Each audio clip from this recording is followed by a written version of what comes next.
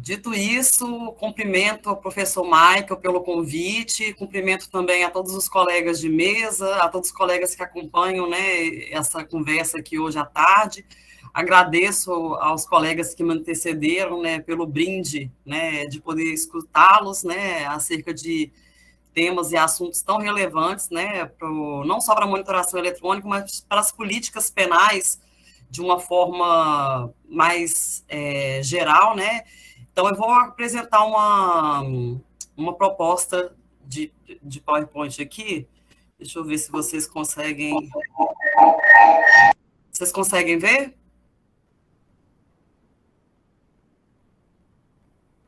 Não? Ainda não. Share, cadê? Share.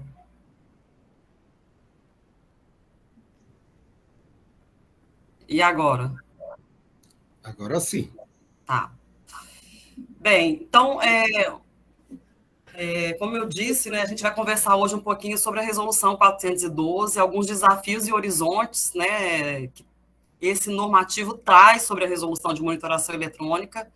Né, como o próprio título diz, a gente tem desafios e horizontes, a gente não tem necessariamente uma solução em fechado, porque quando a gente fala de monitoração, a gente está falando aqui, como os colegas sinalizaram, de inteligência artificial, a gente está falando de uma série de elementos do neoliberalismo, né, como o Jackson agora acabou de pontuar, né, da expansão punitiva, como o doutor Alan colocou. Então, na verdade, uma política penal, né, multifacetada, e como uma política penal multifacetada, ela também exige múltiplos direcionamentos, né, para atravessar seus horizontes, seus desafios. Então, eu vou trazer algumas perspectivas, né, já com não a intenção de trazer soluções, mas mais de inquietações. Então, essa resolução, ela surge, né, ela tem um arcabouço, né, legal, infralegal e administrativo, né, que vai desde o Código de Processo Penal, a Lei de Execução Penal, súmula vinculante 56, a própria Lei de Monitoração, acordos firmados entre o CNJ e o Ministério da Justiça, né, então Ministério da Justiça, o protocolo 1 da Resolução 213 de 2015, que versa sobre as audiências de custódia, que ali já você vai ter alguns princípios e também algumas diretrizes bem iniciais sobre monitoração eletrônica de pessoas, em contraste com as alternativas penais, demarcando essas diferenças metodológicas, né? Então, você tem uma série de documentos, né, e bases legais que vão ajudar a nortear essa resolução, né? Além dos parâmetros internacionais também, né? Enfim, não vou citar todos os considerandos aqui, mas você tem uma série de considerandos que versam sobre direitos humanos, né? Não necessariamente sobre monitoração, mas que vão trazer a necessidade de fortalecimento, inclusive, de outras possibilidades legais da resolução de conflitos, né? Não a prisão em primeiro lugar, mas também não a monitoração necessariamente em segundo lugar, mas metodologias que privilegiem a responsabilização do indivíduo, entre outras coisas, a aderência a novas normas e regras, né? Então, por que o Conselho Nacional de Justiça, né, elaborou uma resolução para monitoração eletrônica de pessoas, né? Porque, apesar da gente ter uma lei sobre monitoração eletrônica, a gente ainda tem uma disciplina bastante lacunosa e fragmentária, né? A gente ainda tem ausência de protocolos nesse campo, que gera, por sua vez, uma insegurança jurídica aos órgãos do Poder Judiciário, o que, por sua vez, também gera insegurança à administração penitenciária e as pessoas que são destinatárias dessa medida, que são as pessoas monitoradas, e aí vamos além, né, as pessoas que são familiares, amigos, né, que convivem com as pessoas monitoradas, que acabam sendo, a gente sabe aqui, afetadas, né, por essa rede, né, criminal, né, essa rede de criminalização secundária, vamos dizer assim, né. Além disso, o Conselho Nacional de Justiça, nessa resolução, ele visa fazer uma contenção do excesso de notificações desnecessárias ao juízo, né? Então, se ocorre uma descarga parcial de uma bateria, será que o juiz precisa ser comunicado de uma descarga parcial, né? Igual o nosso telefone, né? Começou a apitar. eu coloquei na tomada, está carregando. Então, né, para a gente justamente fazer um filtro, para saber o que chega no juiz. Se eu tenho 3 mil incidentes por dia, né, 3 milhões de incidentes por mês, eu preciso fazer isso tudo chegar no juiz, né? E também a necessidade da gente poder ter diretrizes para a atuação da magistratura do ponto de vista nacional. Em termos de propostas e horizontes, né, essa normativa ela visa racionalizar a máquina administrativa judiciária, reduzir os atos processuais por parte dos magistrados, né, e com isso também gerar economia de recursos financeiros e humanos por parte dos TJs, e, ao mesmo tempo, proporcionar segurança jurídica necessária aos juízes, né, quando ele determinar a medida e quando se tratar da intervenção mais adequada ao caso concreto, né? Então, a resolução ela vai trazer essa necessidade de avaliação do caso concreto, né? Então, para que a monitoração não seja aplicada de forma amplamente, né, crescente, como a gente tem observado, né? Se a gente olhar para os diagnósticos de monitoração eletrônica, em 2015, nós tínhamos mais de 18 mil pessoas, e em 2017 a gente tem mais de 51 mil pessoas. Então, né, fazer esse número ser contido é importante, né, porque a gente não tem dados, e aí eu vou corroborar com a fala dos colegas que me antecederam, né, do doutor Alain e também do Jackson, né, que a gente não tem dados que nos mostrem que, de forma efetiva, a monitoração eletrônica serve para desencarcerar.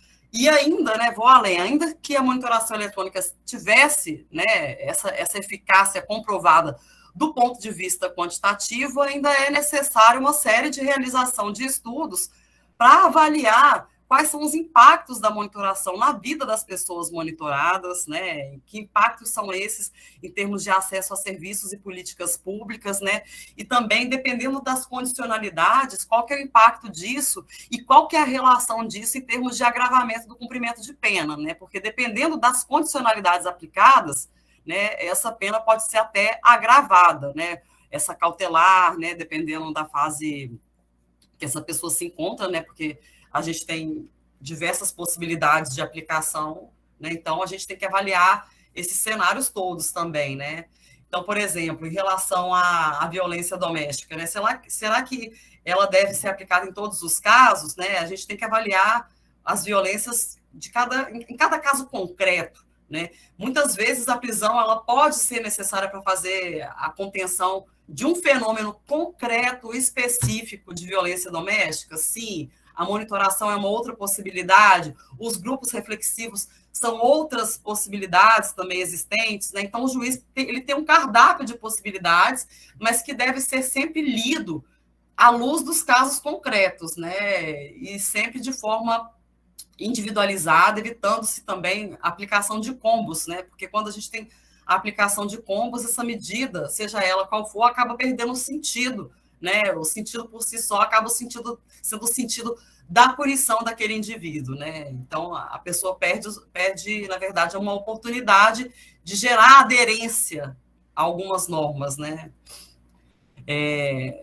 Voltando à questão da proposta dessa normativa, né, ela também visa resguardar a tutela jurídica pretendida e garantir os direitos fundamentais da pessoa monitorada, ou seja, a gente está falando aqui de direitos fundamentais relacionados à proteção de dados pessoais, né, o direito de ser informado, né, então uma série de questões que precisam estar ali, né, então a monitoração eletrônica nem sempre é a solução, é a resposta mais adequada para tratar determinado ato, né, o crime, né, vamos dizer assim, não é sempre a primeira resposta e nem sempre vai ser a resposta mais adequada em função também dos perfis das pessoas, né? Se você aplica a tornozeleira numa pessoa, por exemplo, em situação de rua, né? Quais outros direitos que você já está ferindo dessa pessoa que tem uma série de vulnerabilidades já historicamente ali registradas ao longo da sua trajetória, né? Então, além disso, né, em termos de horizontes, né, de perspectivas, ela traz um conceito de monitoração, né, e como conceito a gente entende que ele é passível, né, de ajustes ao longo do tempo, mas é importante a gente ter um norte, né, para a gente poder pensar a monitoração eletrônica. Essa resolução também traz as hipóteses de aplicação, né, todas ali condensadas, né, então, todas as hipóteses possíveis, né, e também chama atenção para a aplicação da medida menos gravosa do que a monitoração eletrônica, né, então isso aí é muito importante, né, a gente tem isso em mente, porque ela justamente coloca a monitoração como uma medida do controle penal, né, ela está inserida no controle penal, apesar de, né, ter uma leitura aí, né, fundada no imaginário social de que é um benefício e que a pessoa deveria estar presa, né, nós consideramos, a partir dessa leitura, a monitoração como um instrumento próprio do controle penal. Bem, vou tentar dar uma acelerada aqui por conta do tempo, mas é importante também pensar nessa medida como uma forma de controle de vagas em estabelecimentos penais, né, em situações excepcionais, isso é muito importante dizer, né, então, para que a monitoração não seja simplesmente um substitutivo da prisão, né, então, não tem estabelecimento de semiaberto, coloca a pessoa com monitoração em prisão domiciliar e resolve-se o problema, né, transferindo para o indivíduo, né, toda a responsabilidade, né, então é algo muito complicado que a gente precisa, né, lidar com muito cuidado, né, então é sempre essa questão da excepcionalidade, da subsidiariedade da monitoração eletrônica para que a gente não passe a ferir outros direitos já estabelecidos em lei, né. E, além disso, a questão da monitoração não ser aplicada a pessoas menores de 18 e aquelas com até 21 anos, né, para a gente também ter resguardadas essa proteção dessas pessoas em especial. Já falei da excepcionalidade, né, então é importante que ela seja aplicada, né, apenas quando não houver, né, uma outra medida menos gravosa adequada à situação concreta, né, e também a necessidade de reavaliação periódica quanto à necessidade e adequação da sua manutenção. Então, um exemplo empírico, né, a pessoa recebeu uma tornozeleira após uma audiência de custódia, né, e aí, naquele momento ali, não se identificou que essa pessoa vive numa casa que não tem fornecimento regular de energia elétrica. Então, é importante que o juiz receba subsídios técnicos para reavaliar essa necessidade e justamente adequar, né, essas condições ou aplicar uma outra medida mais adequada àquele caso concreto, né? Então, eu estou dando esse exemplo, né, que é muito comum, né? A gente pensa, né, que todo mundo tem acesso à energia elétrica e não é bem assim, né? Não é só a questão da energia elétrica, né? Tem muitas pessoas que vivem em localidades que não têm cobertura de sinal de GPS de forma adequada, né?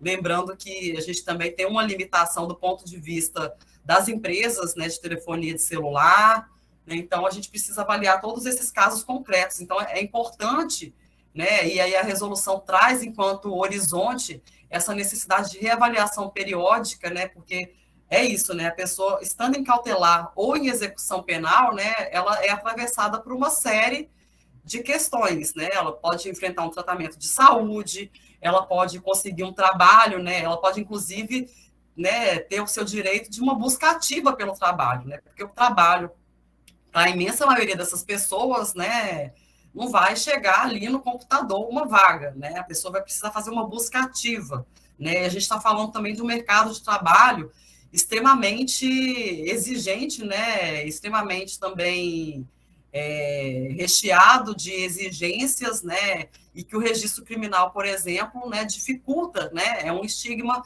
a mais para a colocação, especialmente quando a gente fala de colocação profissional, do ponto de vista da empregabilidade formal, né, então a gente precisa avaliar essas questões, né. Além disso, a resolução avança em relação ao tempo de cumprimento de penas e prazos, né, então é importante assegurar que o período total da monitoração não exceda o tempo para o cumprimento do requisito objetivo para a progressão de regime, que ela tenha tempo determinado, né? Então, que o juiz, né, na hora de expedir o mandado de monitoração, ele determine o prazo, né? Não é incomum encontrarmos mandados de monitoração com prazo indeterminado, né? Então, isso aí a resolução já vem chamando a atenção da necessidade de se determinar o prazo, né? E também recomenda um prazo máximo de 180 dias para reavaliação da necessidade de manutenção daquela medida, no caso das cautelares, né? Por igual período, por período inferior ou igual, né? Então, você ter esse prazo bem amarrado, né? Para que a monitoração não seja, né? Enfim, ela não perca também o sentido, né? Os poucos sentidos que ela às vezes traz para as pessoas, né? E que ela não perca esse sentido também, porque, né, uma pessoa que fica ali 2 anos, 3 anos, 4 anos monitorada, né? Eu pergunto qual que é o sentido disso, se a pessoa está cumprindo, né, de forma regular, né? E outra, né? Qual que é o sentido também de se gastar todo esse tipo de recurso durante todos esses anos, né? Você manter a tornozeleira nessa pessoa. Então, é preciso a gente pensar. Não estou trazendo respostas aqui, mas mais questionamentos, né? Em termos da violência doméstica e familiar, né, a resolução busca avançar em relação aos limites da área de exclusão a partir de caso concreto, né, de garantia de direitos, né? Então, uma pergunta que fica, né? O que adianta estipular uma área de exclusão demasiadamente grande, por exemplo, de 2 quilômetros, 5 quilômetros de raio, e fazer esse homem autor perder o trabalho, ou ter que mudar de município, né? Será que a gente está garantindo a proteção dessa mulher em situação de violência doméstica com esse raio exageradamente grande, mas até que ponto também a gente não está ferindo direitos em termos dessa pessoa não conseguir mais trabalhar, por exemplo, né, ou ter que se mudar de casa, né, não de casa, né, falando da casa comum, né, mas mudar de município, né, enfim. Então, é preciso pensar essas possibilidades e aí a gente já tem esse horizonte ali desenhado, né. Facultando também o uso da unidade portátil de rastreamento, também comumente chamado de botão do pânico, como um mecanismo adicional para criar áreas de exclusão dinâmica, né? Não penalizar a mulher, né, que porventura não se sinta confortável em usar esse equipamento, né? Então, é um avanço interessante, é um horizonte interessante que a resolução também abre nesse sentido, né? Então, a importância de manter a medida protetiva, né, independente da mulher utilizar ou não a unidade portátil de rastreamento que cria, né, áreas de exclusão dinâmicas, você tem as áreas de exclusão fixas determinadas judicialmente, né? E a monitoração a partir do autor da violência doméstica, né? E a necessidade também, como sublinha a resolução, de encaminhamento prioritário desses autores para grupos reflexivos e acompanhamento psicossocial e demais serviços já estabelecidos. Bem, essa parte é bastante importante também em termos de avanços e de horizontes, né? Porque eu falo avanços e horizontes porque a resolução ela tem uma força, né? Mas ao mesmo tempo ela precisa de vários instrumentos para ela ter aderência, tanto pelos juízes quanto pelo poder executivo, né? Todos os atores do sistema de justiça criminal precisam conhecer essa resolução e precisam também precisam incorporá-las, né, no seu dia a dia, né? Então é um processo demorado, né? Porque a gente sabe que entre a lei e a aplicação da lei, né, seja qual lei for, né, em qual nível tiver essa lei, né, uma resolução, uma recomendação ou uma lei mesmo, do ponto de vista, né, aí mais normativo, existe um lapso, né, existe um fosso, né, então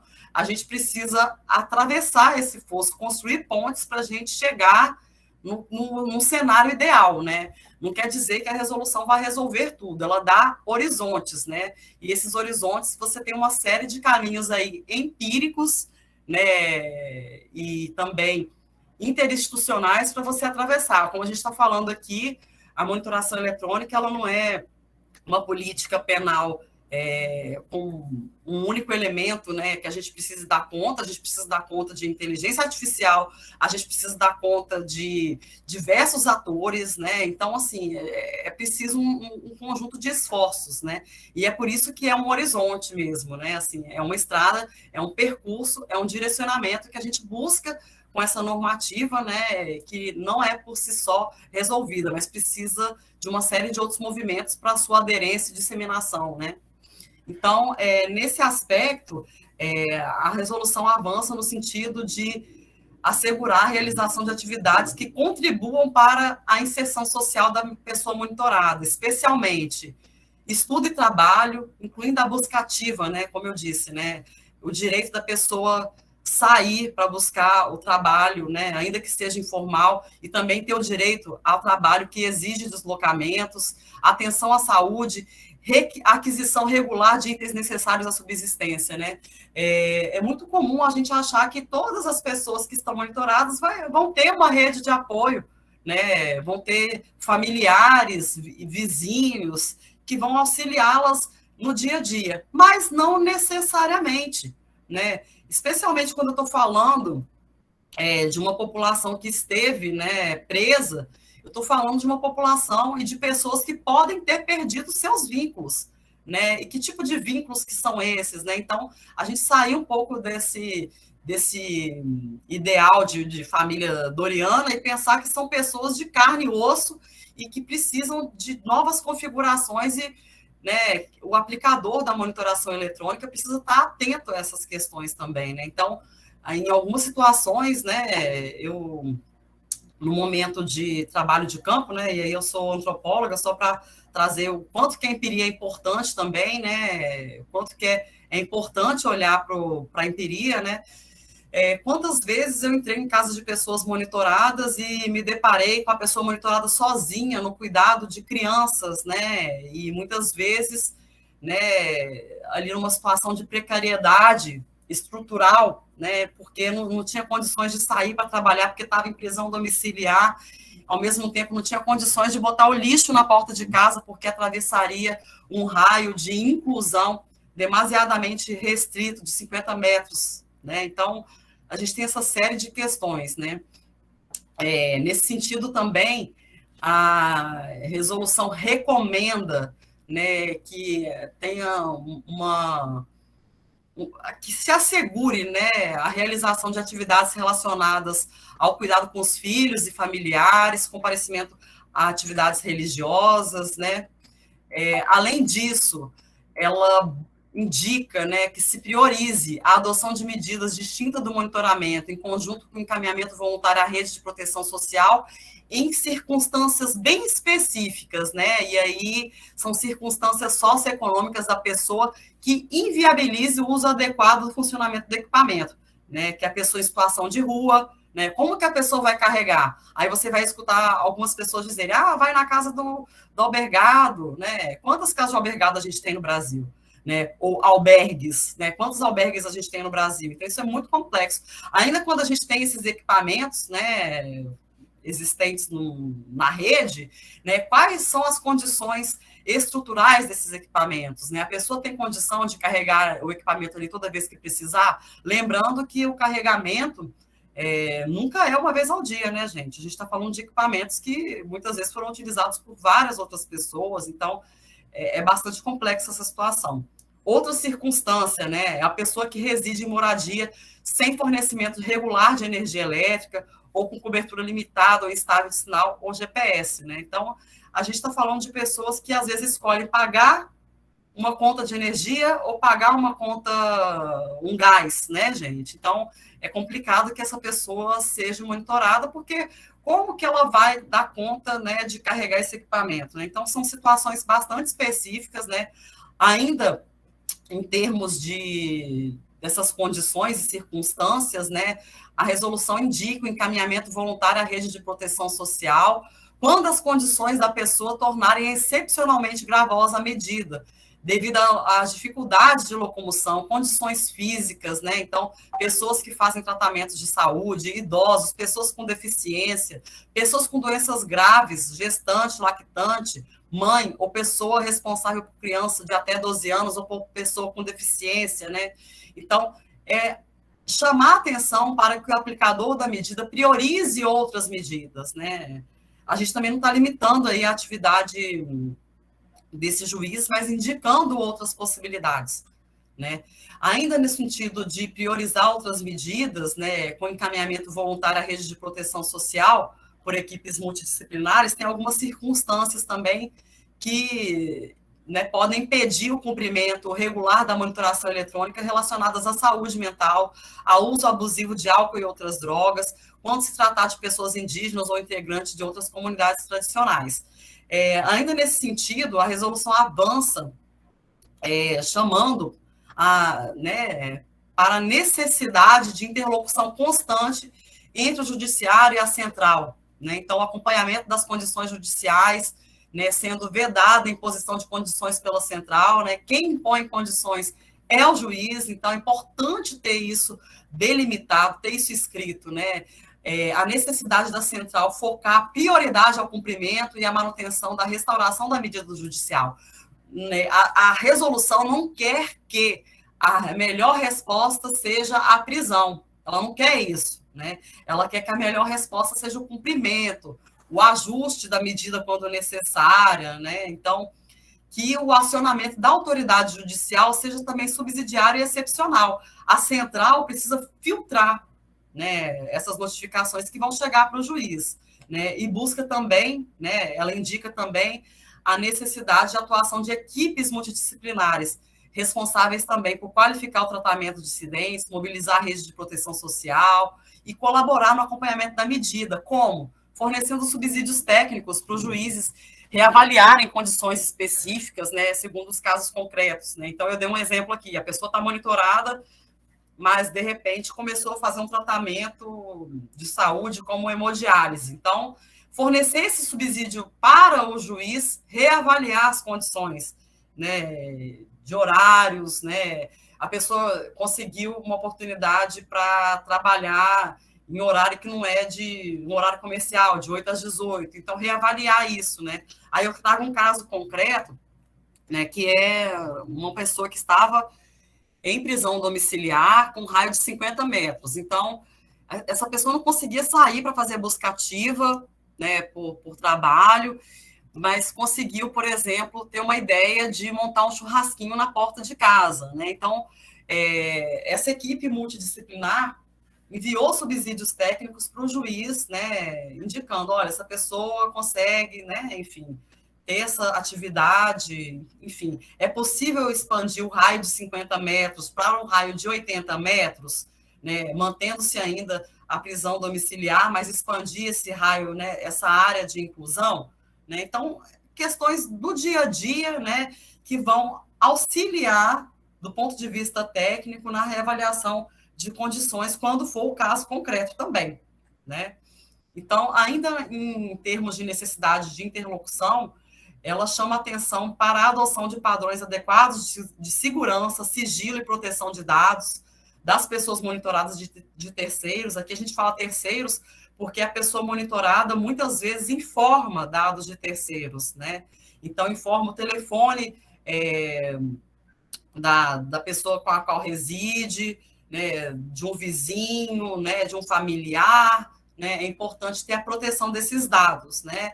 E caso não haja equipamento disponível, ainda falando dessa necessidade de interlocução, né, é importante que a pessoa seja intimada a comparecer à central para a instalação do equipamento no primeiro dia útil seguinte. Então, azeitar esses fluxos, né, essa interlocução é importante para a gente também não violar outros direitos das pessoas monitoradas, né? E em caso de indisponibilidade do equipamento, o juiz precisa ser comunicado. Então, é importante que isso esteja escrito, né? Porque muitas vezes o juiz não é comunicado, né? Então, essa pessoa permanece presa, né? Então, termina uma audiência de custódia, o juiz, né, determina a monitoração eletrônica, não tem equipamento e a pessoa fica presa até, existe caso, né, nessa direção, até que uma nova remessa de equipamentos chegue à central, até que um contrato que pode estar suspenso entre a Secretaria de Administração Prisional e a empresa volte a ser restabelecido,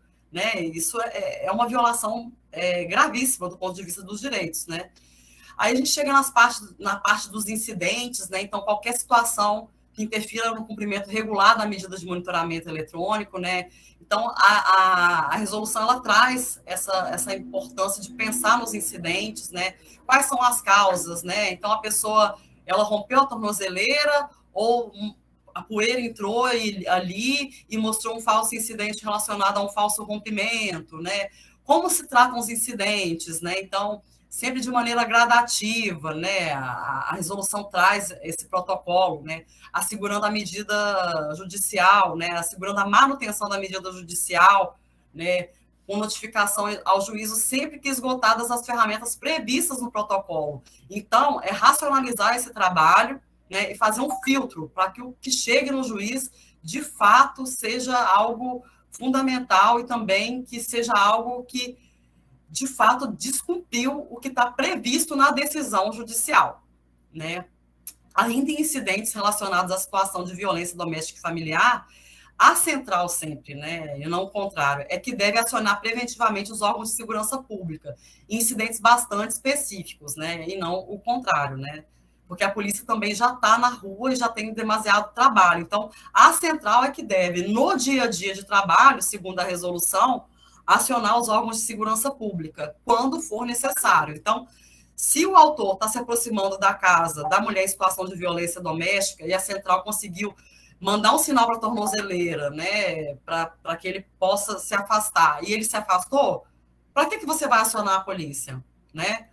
Então, se você conseguiu falar com aquela pessoa e aquela pessoa disse, não, eu estou dentro do ônibus, né, e a central consegue verificar a partir do movimento, né, daquela pessoa, que a pessoa já passou, né, precisa ser comunicado ao juiz, né, vai gerar quantas violações, né, quantos incidentes para o juiz responder, né? Agora, se a pessoa permanece na área, né, de forma insistente, isso não é a primeira vez, o juiz deve ser comunicado, né, porque isso fere de fato aquela decisão, né? Então, é se avaliar isso a partir de protocolos para fazer esse filtro, né, do que chega aos juízes, né? E a monitoração eletrônica, ela foi desenhada justamente para ser virtual, né? Então, as visitas dos servidores das centrais às pessoas monitoradas, ela é prevista em lei, mas ainda assim ela deve acontecer de forma residual. Então, priorizando-se o envio de sinais eletrônicos ao equipamento, né, o telefone ou o telefonema à pessoa ou terceiro por elas indicados, visando o quê?